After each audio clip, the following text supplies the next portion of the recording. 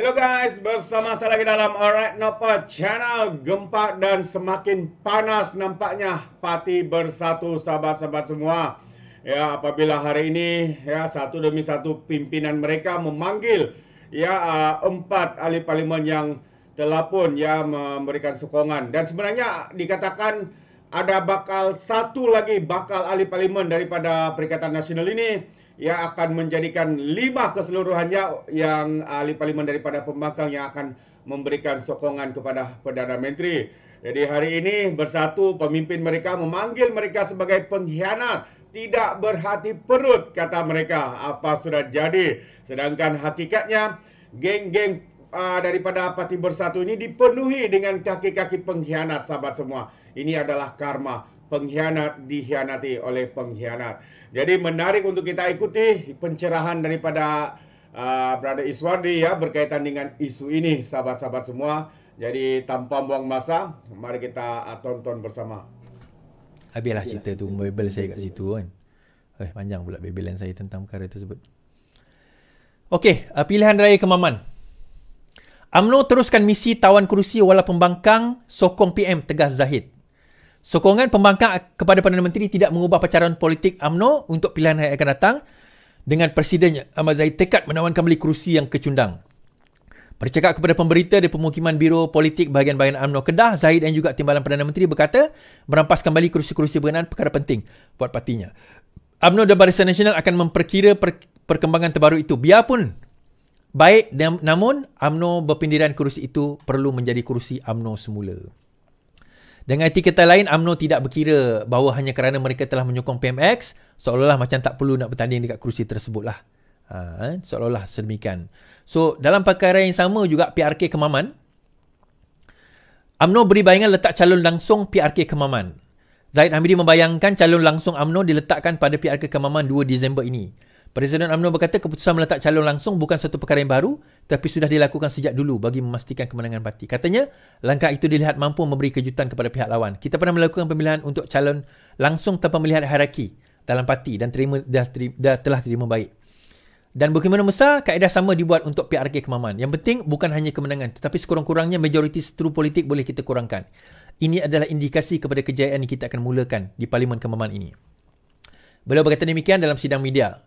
Maksudnya berkemungkinan besar tanpa melihat kepada hierarki, sama dia orang senior ke, ada jawatan ke, tak ada jawatan ke, berkemungkinan UMNO akan meletakkan calon di PRK kali ini terus direct daripada pilihan akad umbi ataupun daripada pilihan bahagian lah. Okey, habis kat situ. Menarik Muhyiddin sepatutnya jadi ketua pembangkang, kata Syahir. Sokongan 4 ahli parlimen PN tidak akan beralih arah sekiranya tanggungjawab sebagai ketua pembangkang digalas oleh pengurusinya Tan Sri Muhyiddin Yassin. Bekas ketua UMNO bahagian Johor Bahru, Tan Sri Syahrir berkata jika Tan Sri Muhyiddin Yassin mengisi jawatan ketua pembangkang, tentunya beliau dapat benar-benar memimpin ahli-ahli parlimen PN dalam parlimen. Menurutnya, kehadiran pemimpin mereka di Barisan Hadapan perang politik di dalam Dewan Rakyat pastinya akan merangsangkan mereka. Ini adalah satu sebab mengapa ahli parlimen itu tidak segan-silu beralih sokongan kepada kerajaan. Sepatutnya beliau pegang jawatan ketua pembangkang dan tidak serahkan kepada Hamzah Zainuddin. Jelasnya kepenjangan yang sama juga berlaku apabila Presiden UMNO yang juga pengurusi BN, Datuk Seri Ahmad Zahid, menyerahkan jawatan ketua pembangkang kepada Datuk Seri Ismail Sabri. Dan kecelaruan dalam UMNO dan BN turut juga tercetus sehingga Ismail Sabri sebagai naib presiden pula yang menjadi Perdana Menteri ke-9. Okey. Maksud Syahrir di sini, tuan-tuan, begini. Ujung dia, berkemungkinan lah keempat-empat pemimpin ini akan berfikir. Keempat-empat pemimpin ini akan berfikir. Kenapa aku nak sokong pasukan yang ketua dia sendiri pun tak berani nak ke depan? Faham maksud saya tak? Dia akan fikir, macam mana, kenapa aku nak sokong satu pasukan yang ketua kami sendiri itu pun tak berani ke depan? Dia ada satu buku, apa orang kata, ditulis oleh Simon Sinek, salah seorang leadership guru. Dia mengatakan why leader it last, dan kenapa a leader adalah seseorang yang mengorbankan diri dia untuk kepentingan kumpulan dia. Tapi dalam kes ini, kumpulan dia dikorbankan untuk kepentingan diri dia. Itu yang berlaku. Dan disebabkan oleh perkara tersebut menyebabkan apa orang kata, ramai di antara mereka melarikan diri. Ramai di antara mereka yang merasakan bahawa perlu tidak, macam tak nampak hala tuju. Tak nampak hala tuju ni ke mana? Diorang ni ke mana sebenarnya? Kan? Diorang tak nampak hala tuju parti itu ke mana? Bersatu itu ke mana? Kan? Diorang tak nampak di mana mereka akan pergi selepas ini dalam isu ini, dalam pertembungan ini dengan Barisan Nasional, dengan Pakatan Harapan.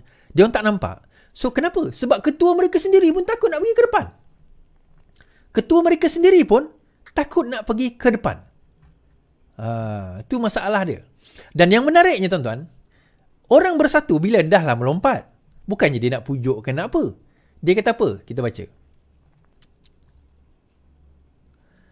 Orang macam ini kianat, tiada hati perut Bersatu. 4 ahli parlimen Bersatu yang menyokong Perdana Menteri dicabar meletak jawatan dan bertanding sebagai calon bebas bagi menguji tahap sokongan yang diraih mereka. Ketua Penerangan Bersatu Razali Idris berkata 4 ahli parlimen itu telah mengkhianati pengundi dan penyokong parti.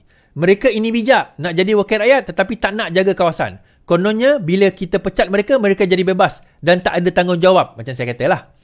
Saya fikir orang macam ni khianat, tiada hati perut dan tak fikir kerja keras jentera yang dia dah beri dia kemenangan. Katanya.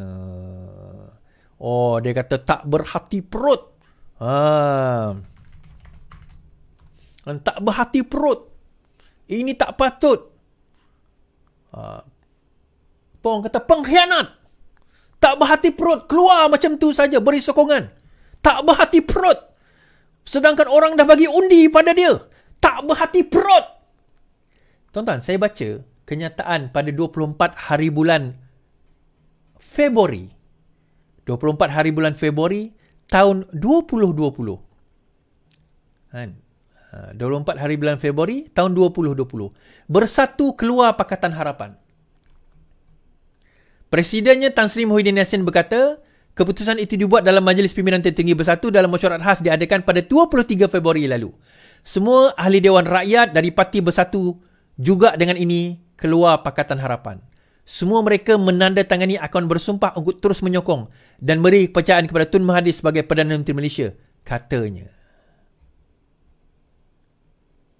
Saya ulang. Semua ahli Dewan Undangan Bersatu, Dewan Rakyat daripada Bersatu, dengan ini keluar dari Pakatan Harapan.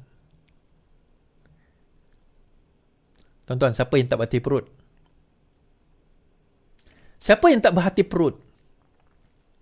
Pada tahun 2019, waktu kita menghadapi serangan yang teruk. Keluar daripada kerajaan pada waktu itu dengan alasan tak nak bagi Anwar Ibrahim jadi Perdana Menteri. Keluar. Tarik sokongan. Tumbang kerajaan. Sekurang-kurang, ini tak tumbang kerajaan, tuan-tuan. Ini kerajaan makin kukuh. Lagi bagus. Yang itu tumbang kerajaan. Pelabur lari. Investor tak berani. Pop, tup, nasib baik. Bukanlah nasib baik. Tapi terus PKP pada waktu itu. Balasan Tuhan, kan?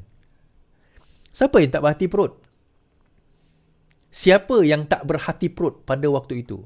Yang menariknya, ada satu video saya buat, tuan-tuan. Video ni saya buat pada tahun 2021. Rambut saya pun macam ni rupa dia. Mana audio ni? Ni.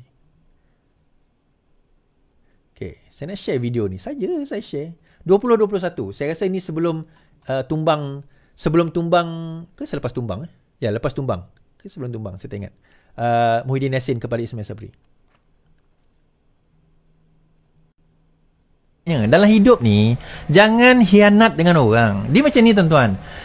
Kalau dia BN, ya saya lawan dia kerana dia BN, tak apa. Lepas tu pilihan raya kita lawan lagi, kan? Kalah, kita lawan lagi pilihan raya. Saya berapa pilihan raya dah saya lawan sejak saya balik daripada Malaysia 2004, 2008, 2008, kemudian PRK, kemudian PRU 13, PRU, semualah yang mana ada pilihan raya saya akan, mana yang saya boleh bantu saya bantu. Kita lawan dan kita lawan dalam pilihan raya. Bila dia jadi kerajaan, dia jalanlah jadi kerajaan, tak ada masalah. Cuma yang saya benar-benar orang kata apa, bernanah hati saya ni apabila dia khianat.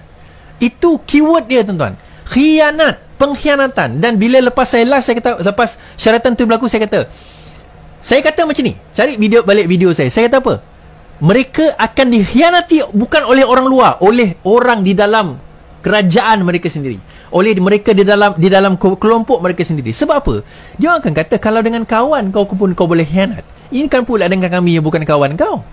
Dia akan bagi tahu Azmin, dengan kawan 20 tahun yang kau berjuang pun kau boleh khianat. Dia bagi tahu dengan Mahyudin Yassin, dengan kawan yang dalam UMNO berpuluh tahun kau boleh khianat. Ini kan pula kami dalam UMNO ni kamu nak setia. Pas mencakap macam tu. Akhirnya UMNO yang khianat, tuan-tuan. Kita boleh tengok suasana tersebut. Dan saya bawakan suasana tangisan. Lepas dia orang menang pada malam itu, tangisan. Sedun-sendan masa tu. Saya tengok video ni, orang hantar video ni kat saya. Dan orang yang hantar tu pun saya dah tulis nama dia dalam saya punya page tadi kan. Orang tu dia kata Is, tengok kan. Dan dia punya bos pun ada kat situ. Kita tengok video.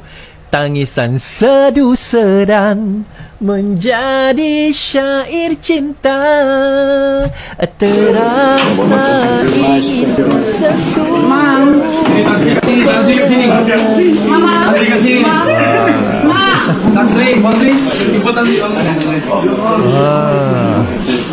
Video pengkhianat ya tuan-tuan.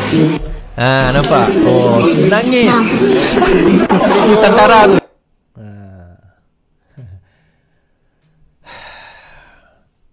So itu yang berlaku, tuan-tuan. Inilah dia pengkhianatan yang berlaku. Inilah juga yang berlaku, tuan-tuan. Dan salah siapa? Salah PH ke? Saifuddin kata, PH cadang MP langgar keputusan whip, parti hilang kerusi, tetapi PN yang tolak. PN sendiri menentang cadangan PH untuk memperkenalkan undang-undang anti lompat parti. Yang lebih ketat bagi membolehkan ahli parlimen mengosongkan kerusi sekiranya pendirian mereka bertentangan dengan whip parti masing-masing. Perkara ini didedahkan oleh Susah Agung PKR Saifuddin Nasution yang menganggotai Jawatan Kuasa Teknikal bagi mengubal akta berkenaan bersama dua lagi wakil PH, Gobind Singh dan juga Hanifah Maidin pada 2022.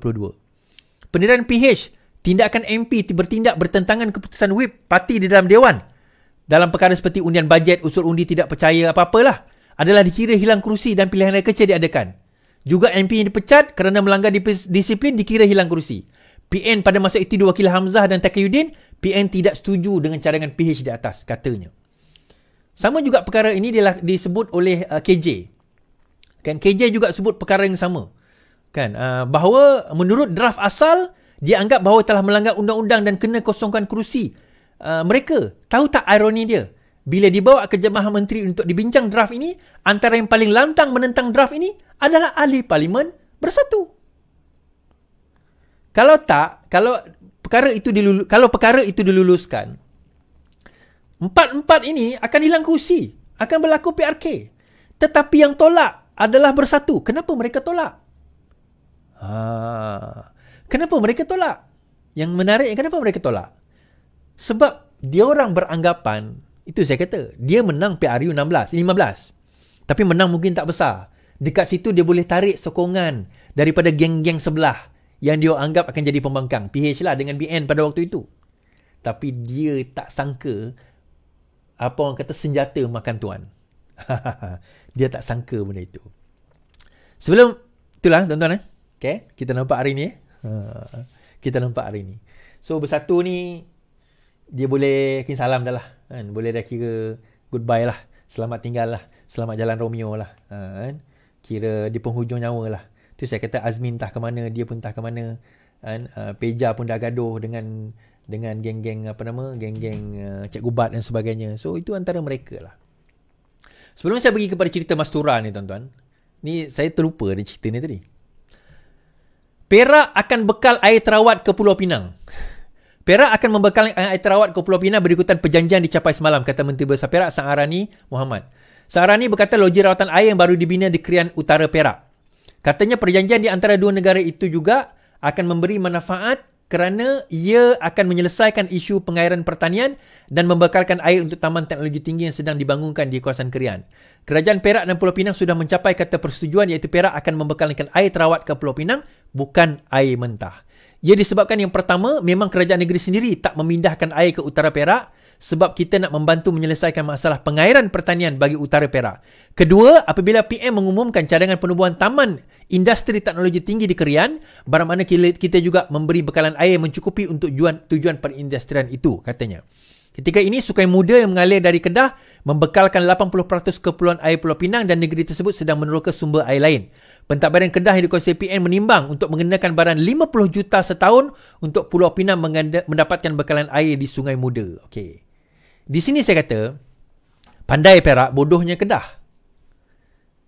Okay. Dia tak salah. Kedah nak jual air tu tak salah. Boleh je. Perak pun jual. Air terawat yang Perak akan bagi kepada Penang ni pun adalah air yang akan dijual. Dia bukan air free. Tetapi sombongnya Sanusi, bukan Kedah, Sanusi pada waktu itu, dia kata, dah guna air kami bayar. Kalau saya jadi Sanusi, apa saya buat? Saya buat treatment plant. Bukan buat, pun dah ada dah treatment plant. Kita buat kerjasama dengan Penang, sign satu perjanjian atau buat satu treatment plant khas untuk nak proses air di Kedah tu untuk dijual kepada Penang. Nak cari musuh buat apa? Nak cari lawan buat apa? Dah boleh jual. Dia nak, entah-entah bukan 50 juta setahun. Entah-entah lebih dah betul dia boleh jual dengan Penang. Sebab sudah dirawat. Tetapi ini orang tak ada akal, tuan-tuan. Perak dia nampak opportunity ni. Alang-alang kami dah salurkan air ke kawasan bersempadanan dengan Penang. Kami ada air terawat, kami jual lah dekat Penang lebihan air. Kami pun dapat duit, kami dapat dana. Sekarang ini, dahlah air mentah tak diambil dah oleh Penang. Pendapatan mungkin tak dapat lah daripada terlepaslah peluang Kedah lepas ni. Sebab Perak dengan Kedah ni, bagi saya tak tahu, mungkin tak kenal geografi. Perak Kedah ni, dia memang bersempadanan dengan Pulau Pinang. Kan dah hilang dah peluang. Yang kau pergi cari gaduh dengan Penang tu kenapa? Penang ni antara negeri terkaya di Malaysia. Kedah antara negeri termiskin di Malaysia. Ambillah peluang ini, wahai Sanusi, wahai. Lepas tu salahkan orang lain. Lepas tu dia nak tunjuk bangga. Tengok kita boleh claim. Itu air Kedah tu kita punya lah. Air Sungai Muda. Air sungai apa dah? Sungai itu kita punya lah. Sungai itu kita punya lah. Sekarang, ambillah sungai, air sungai kau tu. Kau nak boleh buat apa? Kepenggunaan untuk Kedah dah cukup habis lah. Banyak tu je lah. Tapi sekurang-kurangnya Perak dah dapat dah hasil dia. Kedah, putih mata. Tu kadang-kadang tuan-tuan, taklah. Last kali, cerita Mastura. Kenapa tiada pemimpin PAS pertahankan Mastura? Seorang pemimpin pemuda amanah mempersoalkan kepemimpinan PAS yang dilihat membisu di saat Siti Mastura Muhammad dihujani kecaman. Pengurusi DAP Lim Guan Eng telah memulakan tindakan undang-undang terhadapnya. Namun, masih tiada kedengaran sebarang usaha membela Mastura atau paling tidak menyediakan khidmat guaman kepadanya, kata Exco Pemuda Amanah Azhar Rahman. Azhar berkata kepimpinan PAS patutnya sama ada mengeluarkan kenyataan menyokong ataupun membuat permohonan maaf bagi pihaknya. Gunakan saja apa alasan yang kenyataan dia telah dimanipulasi atau ambil luar konteks. Seperti yang biasa PAS lakukan, pemimpin PAS tak patut biarkan Mastura kelihatan dungu begitu. Apatah lagi dia sebagai pemimpin wanita muda yang kuat mempertahankan pimpinan PAS. Semalam, 5 makhlukan telah melantik Peguam Sangkara Narayan Nair memulakan prosiding undang-undang terhadap Mastura. Dalam masa yang sama, tuan-tuan, polis akan rakam keterangan Mastura minggu hadapan. Polis akan merakam kenyataan Ahli Parlimen Kepala Batas Siti Mastura pada minggu hadapan berhubung dakwaan kenyataan berbau fitnah terhadap pengurusi DAP Lim Guan Eng. Pengarah Jabatan Siasatan Jenayah Bukit Aman, Suhaili Muhammad Zain dipetik berkata, keterangan Siti Mastura diambil pada Isnin 13 hari bulan November. Setakat ini kita sudah terima 4 laporan polis berhubung isu ini dan siasatan sedang dijalankan. Dia ada 2, satu jenayah yang polis tadi nak panggil dan sebagainya. Satu, saman sivil. Undang-undang sivil, yang tu saman fitnah. Yang jenayah ni cerita lain. Yang sivil ni cerita lain. Sivil ni kita tak tahulah berapa juta dia nak saman kan. Kita tak tahulah berapa juta dia nak saman. Tetapi jenayah ni lain. Dengarnya macam Singapura pun akan mengambil tindakan tegas jugalah. Tak tahulah apa tindakan dia. Tapi ada tindakan yang mungkin ambil oleh Singapura tetapkan kenyataan tersebut. Saya dah kata, kenyataan itu dulu dimain oleh Saitro BN zaman dulu. Pada zaman PAS bersama dengan kita. Dan PAS antara orang yang tak percaya dengan kenyataan tersebut. Iaitu Chin Peng, Lee Kuan Yew semua ada keturunan dengan Lim Guan Eng, Lim Kit Siang. PAS antara orang yang tak percaya. Tetapi, tiba-tiba hari ni PAS yang pergi petik. Doktor, tuan-tuan, doktor PhD. Level orang yang ada PhD kat negara kita kalau macam tu, balik kepada cerita awal saya tadi. Macam mana kalau level PhD macam tu, yang level jenis pergi tak sekolah, macam mana agama dia? Takkan dia tak boleh nak faham benda asas macam tu? Betul tak? Jadi itulah tuan-tuan pengajaran kita. Belajar tinggi tak semestinya dia mempunyai apa orang kata ilmu adab dan ilmu orang kata apa akhlak yang mampu menjadikan dia seorang yang berwasatiyah. Kita kadang-kadang tuan-tuan nak benci seseorang, benci boleh, tetapi jangan terlalu membenci. Nak sayang boleh, jangan terlalu sayang. Rasulullah sebut dalam hadis, kalau kita menyayangi seseorang jangan terlalu sayang, kerana satu hari mungkin kita akan bermusuh dengan dia. Dan kalau kita membenci seseorang, jangan terlalu benci, kerana mungkin satu hari nanti kita akan berkawan dengan dia. So berpada-pada dalam menyayangi, dalam membenci, berpada-pada. So kita tak tahu. Terbaik sahabat semua. Kita boleh dengar isu-isu semasa, isu panas yang dihuraikan oleh Brother Iswadi sebentar tadi sahabat semua. Pertamanya, karma sudah berlaku ya apabila pengkhianat telah dikhianati oleh geng-geng pengkhianat itu sendiri. Dan kita boleh tahu juga seseorang yang kononnya memiliki falsafah kedoktoran PhD ya, tapi akhirnya menjadi kaki fitnah. Jadi pelajaran tidak menentukan ya sikap seseorang itu sahabat semua. Yang menentukan adalah bagaimana dia membawa diri, menghormati orang, tidak menabur fitnah dan sebagainya. Menarik ya untuk kita fikirkan. Jadi tanpa buang masa, izinkan saya untuk mengundurkan diri. Tapi sebelum itu sekiranya sahabat-sahabat semua ingin memberikan sebarang komen, Anda boleh berikan komen dalam ruangan komen. Dan sehingga itu sampai di sini saja, izinkan saya untuk mengundurkan diri. Dan seperti biasa, peribahasa mengatakan tak apa pun kangkap 2 ton keinginan. Dalam bahasa Melayunya, tepuk dada, tanya selera. Sekian saja daripada Alright Napa Channel. Kita berjumpa lagi. Bye-bye.